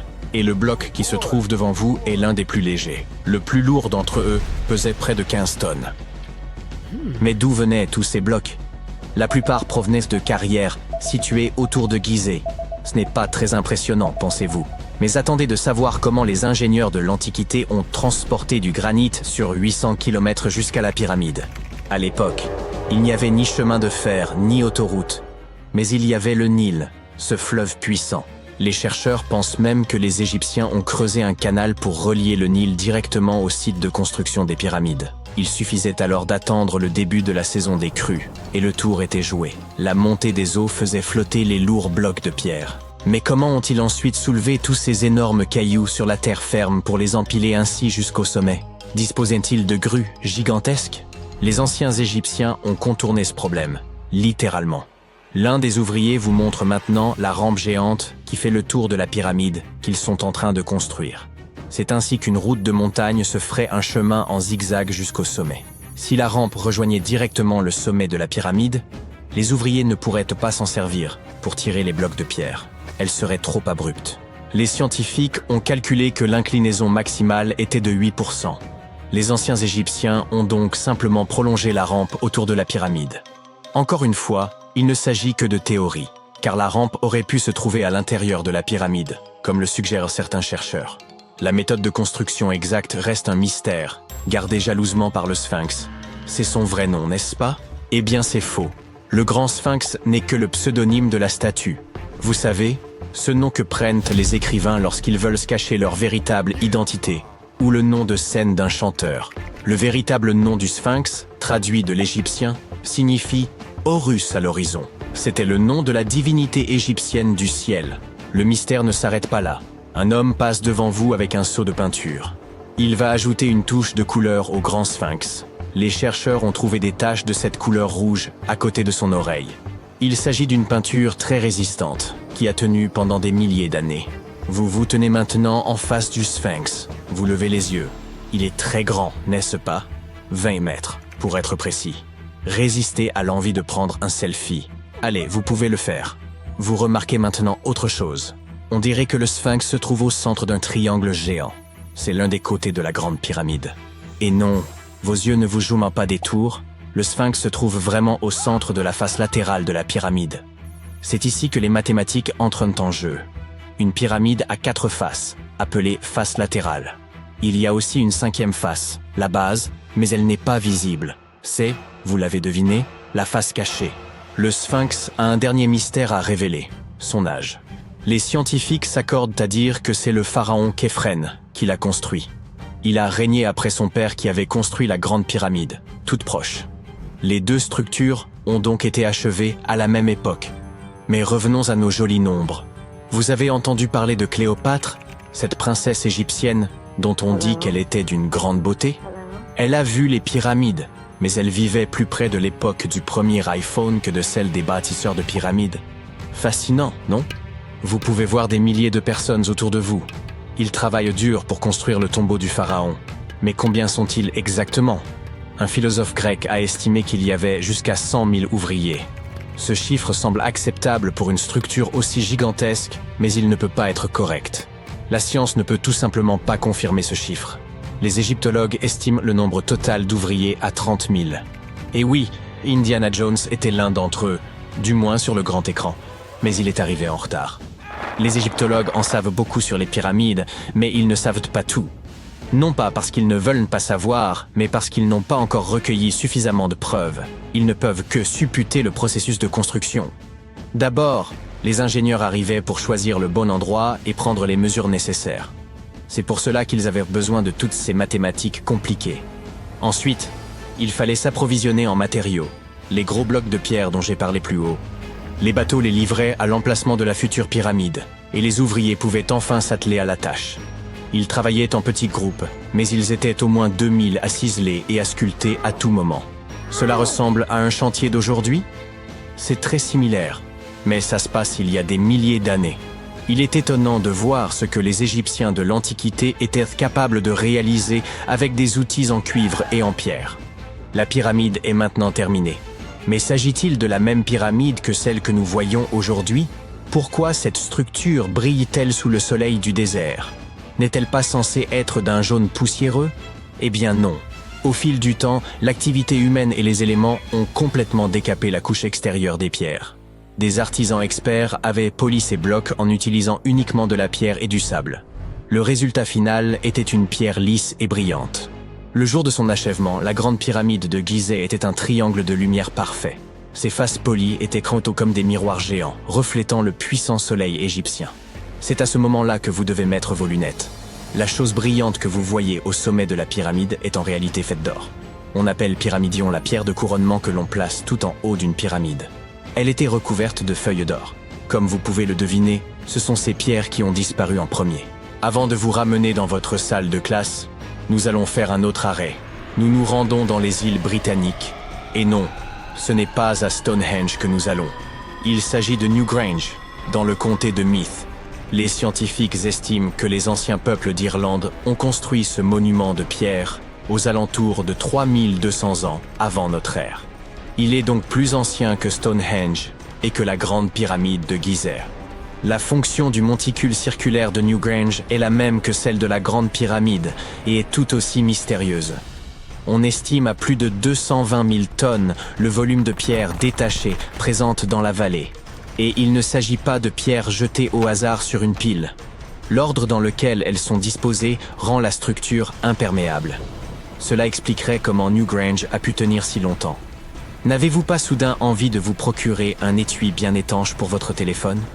Vous êtes de retour à votre pupitre. Mais le cours de mathématiques d'aujourd'hui est la dernière chose à laquelle vous pensez. Vous pensez à la grandeur des pyramides égyptiennes. Et vous vous demandez si nous avons quelque chose de semblable aujourd'hui. Eh bien, sachez que les ingénieurs modernes sont tout aussi impressionnés que vous par la Grande Pyramide. On trouve une pyramide de verre dans la cour principale du célèbre musée du Louvre à Paris. Le panorama de San Francisco ne serait pas complet sans la Trans-America Pyramide de 48 étages. Mais c'est à Las Vegas que l'on est allé le plus loin. C'est dans cette ville que se trouve l'hôtel Luxor. Il est très grand. C'est même la 3e plus grande pyramide de la planète. Et devinez ce qui se trouve juste devant. Oui, une réplique du Sphinx. Elle mesure 33,5 mètres de haut, soit 2 étages de plus que celle de Gizeh. Eh oui, tout est plus grand à Las Vegas. Les archéologues égyptiens ont récemment fait une découverte extraordinaire près du Caire. Roulement de tambour, s'il vous plaît. La momie la plus ancienne et la plus complète jamais mise au jour dans le pays. Cette momie, vieille de 4300 ans, a été trouvée dans un ensemble de tombes près de la pyramide à degré de Djéser, datant de l'ancien empire égyptien. Elle était recouverte de couches d'or. L'équipe a également découvert plusieurs autres tombes, dont une appartenant à un haut dignitaire égyptien et une autre à un gardien des secrets, qui présidait aux cérémonies. Une autre tombe intéressante était celle d'un scribe, qui contenait les plus grandes statues jamais découvertes dans la région. Ce vaste site funéraire abrite également plus d'une douzaine de pyramides et de lieux de sépulture. L'une des momies les plus célèbres au monde est probablement celle d'Hatshepsut. Elle a gouverné l'Égypte pendant environ 20 ans, érigé de nombreux édifices impressionnants et créé de nouvelles routes commerciales. Cependant, lorsque l'archéologue Howard Carter a découvert son tombeau dans la vallée des rois, son sarcophage était vide. Carter a néanmoins trouvé 2 cercueils dans une autre tombe, dont l'un appartenait à la nourrice d'Hatshepsut et l'autre à une femme inconnue. En 2006, une équipe de spécialistes a décidé d'enquêter pour déterminer si cette femme mystérieuse était la reine en personne. Ils ont découvert une molaire dans une boîte en bois portant le nom d'Hatshepsut, et lorsqu'ils l'ont comparée à la mâchoire de la momie, elle correspondait parfaitement. Ramsès II était un souverain des plus remarquables, mais c'est sa momie, plus encore que ses accomplissements, qui aura finalement marqué l'histoire. Ramsès est considéré comme le pharaon le plus puissant de toute l'Égypte, ayant régné durant pas moins de 6 décennies. Il a également vécu jusqu'à l'âge canonique de 90 ans, ce qui était tout à fait remarquable compte tenu de l'époque à laquelle il vivait. Ramsès II aurait eu plus de 100 descendants, parlé d'une famille nombreuse. À sa mort, son corps fut initialement enterré dans la vallée des rois, mais des pillards tentèrent de dérober les trésors de son tombeau. Ses successeurs, ne pouvant tolérer de tels actes, déplacèrent donc son corps vers un lieu tenu secret pour le protéger. Avance rapide jusqu'au XIXe siècle, quand la momie de Ramsès II fut découverte avec celle d'autres souverains et dignitaires. Cependant, elle n'était pas en très bon état. Les archéologues décidèrent donc de l'envoyer à Paris pour des soins appropriés. Le problème, c'est qu'il ne pouvait tout simplement pas être expédié vers un autre pays. La seule solution fut de donner à Ramsès II un passeport. Sa profession y était indiquée comme « roi », et le document comportait même sa photo. La plupart des momies ne sont pas nécessairement réputées pour avoir une peau très hydratée, mais celle d'une femme originaire de Chine et surnommée Lady Di prouve le contraire. Non, nous ne parlons pas de cette Lady Di, mais d'une marquise remontant à la dynastie Han, découverte dans un tombeau richement décoré en 1971. Grâce aux conditions particulières de son sépulcre, humidité et absence d'oxygène, son corps était presque parfaitement préservé. Sa peau était douce, ses cheveux impeccables, et elle était encore souple. Le musée qui expose aujourd'hui sa momie montre également une multitude d'objets luxueux enterrés avec elle, comme de la vaisselle et des instruments de musique. Les archéologues, en examinant la momie de plus près, découvrirent qu'elle était décédée d'une crise cardiaque vers l'âge de 50 ans. Bien qu'elle ait quitté ce monde depuis plus de 2000 ans, Madame Di continue de fasciner. La momie d'Ötzi, l'homme des glaces, fut découverte dans les Alpes en 1991. Les autorités autrichiennes pensèrent d'abord qu'il s'agissait d'un alpiniste moderne, tant il était bien conservé. Il s'avéra qu'il provenait en réalité de l'âge du cuivre. Grâce à l'étude de sa momie, retrouvée dans un col de montagne à plus de 3000 mètres d'altitude, nous en avons énormément appris sur la vie en Europe durant le Chalcolithique. Par exemple, nous savons qu'il était originaire d'Europe centrale et qu'il consommait régulièrement de la viande. Il souffrait également d'arthrite, de rétrécissement des artères et de troubles intestinaux. Mais il utilisait probablement l'acupuncture et des herbes médicinales pour traiter ses affections. Apparemment, il était aussi très habile de ses outils. Il les avait aiguisés quelques jours à peine avant sa mort prématurée. Peut-être anticipait-il des ennuis? Ou se préparait-il simplement pour une tâche de routine? Le roi Toutankhamon et son histoire figurent parmi les plus célèbres de toutes les momies d'Égypte. Ce pharaon est décédé à l'âge précoce de 19 ans, il y a plus de 3 millénaires, mais sa momie reste l'une des plus emblématiques au monde. Lorsque son tombeau a été ouvert en 1922, l'excitation était à son comble car il était encore intact, contrairement à de nombreux autres tombeaux royaux. Il contenait des sarcophages somptueusement ornés, dont un en or massif. Non seulement le tombeau de Toutankhamon nous a offert un aperçu de l'histoire de l'Égypte ancienne, mais sa momie nous a également beaucoup appris sur l'époque dans laquelle il vivait. L'analyse de son ADN a permis d'identifier ses parents et a révélé que le pharaon souffrait d'une rare maladie osseuse qui aurait pu le rendre invalide. Ginger est probablement l'une des momies les plus fascinantes dont vous entendrez jamais parler. Il ressemble à un voyageur temporel venu d'il y a 5000 ans arborant encore ses cheveux dorés et ses ongles parfaitement préservés. Ginger a été découvert en Égypte et est considéré comme le corps momifié le plus ancien jamais découvert. Avant que les Égyptiens ne maîtrisent l'art de la momification, ils plaçaient les corps dans des tombes peu profondes, dans le sable chaud et sec. Comme ce dernier absorbait toute l'eau, les bactéries ne pouvaient ne pas se reproduire, et le corps était ainsi préservé naturellement. Aujourd'hui, les scientifiques ne sont pas certains que la préservation de Ginger était intentionnelle, mais étant donné que sa sépulture était constellée de poteries, il est probable que ceux qui l'y ont enterré aient connu des techniques de préservation avancées. Si vous souhaitez rencontrer Ginger en personne, il est actuellement exposé au British Museum. Un collectionneur d'art néerlandais a acquis une statue de Bouddha en Chine et a fait une découverte surprenante. Elle contenait une momie cachée à l'intérieur. Hélas, le corps était trop fragile pour être déplacé. Il a donc fallu le laisser sur place. La partie la plus impressionnante est que cette momie a plus de 1000 ans et qu'elle avait été exposée pendant 200 ans avant d'être enfermée dans cette statue. Lorsqu'ils en ont effectué la tomographie, les scientifiques ont découvert que la momie était remplie de morceaux de papier couverts d'écriture. Les experts pensent qu'il aurait pratiqué l'automomification, un processus radical impliquant un régime alimentaire particulier et un thé qui rend le corps moins susceptible aux bactéries. Seules quelques personnes pouvaient accomplir ce rituel, et celles qui y parvenaient étaient profondément respectées. Peu de reines égyptiennes ont autant intrigué les scientifiques et les historiens que la sublime Néfertiti. Si l'on en croit ses effigies, elle était renommée pour son cou élancé, ses grands yeux et ses pommettes saillantes. Son nom se traduit d'ailleurs par « La belle est venue ». Si ça ce n'est pas de la prédestination.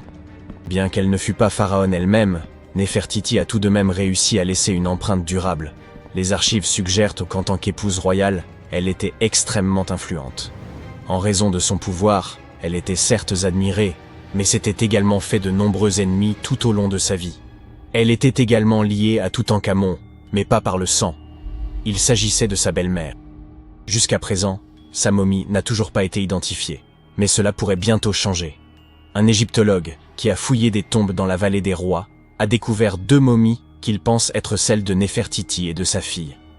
Selon les spécialistes, nous pourrions bientôt obtenir une réponse définitive quant à l'identité de ces 2 dépouilles. Si l'une d'elles s'avère être Néfertiti, nous pourrions être en présence d'une découverte majeure.